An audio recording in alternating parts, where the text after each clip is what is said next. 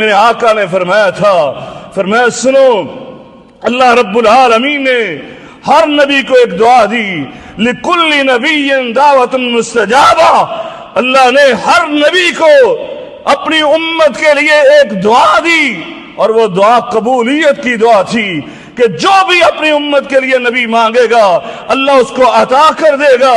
فرمایا فَتَعَجَّلَ كُلُّ نَبِيٍّ، فرمایا ہر نبی نے اپنی اس دعا کے لیے جلدی کی، اس دنیا کے اندر ہی اپنی امت کے لیے انہوں نے دعا کر لی۔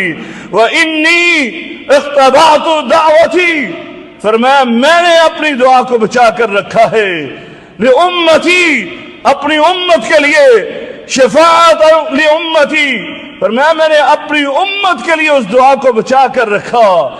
قربان ہو جائیں، ذرا نبی کریم صلی اللہ علیہ وسلم کی ان الفاظ پر غور تو کیجئے۔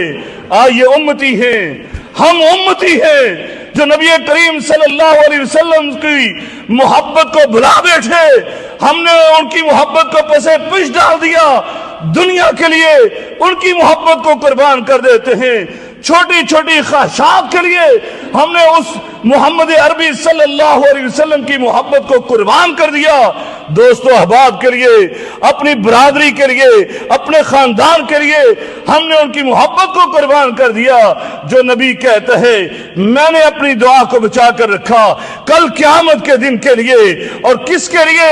نہ آپ نے اپنی اولاد کا نام لیا، نہ آپ نے اپنے بیٹے عبداللہ کا نام لیا، نہ قاسم کا نام لیا، نہ طیب و طاہر کا نام لیا، نہ زینب کا نام لیا، نہ ام کلثوم رقیہ کا نام لیا، نہ ہی آپ نے اپنی لخت جگر فاطمہ الزہرا کا نام لیا، نہ ہی آپ نے اپنے پیارے نواسوں حسنین کریمین کا نام لیا۔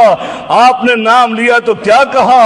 شفاعت لامتی، میں نے اپنی دعا کو بچا کر رکھا ہے تو اپنے آنے والے امتیوں کے لیے بچا کر رکھا ہے۔ اللہ اکبر، آج اس نبی کی محبت کو تم نے سب پر قربان کر دیا ہے، حالانکہ اس کے برعکس معاملہ ہونا چاہیے تھا۔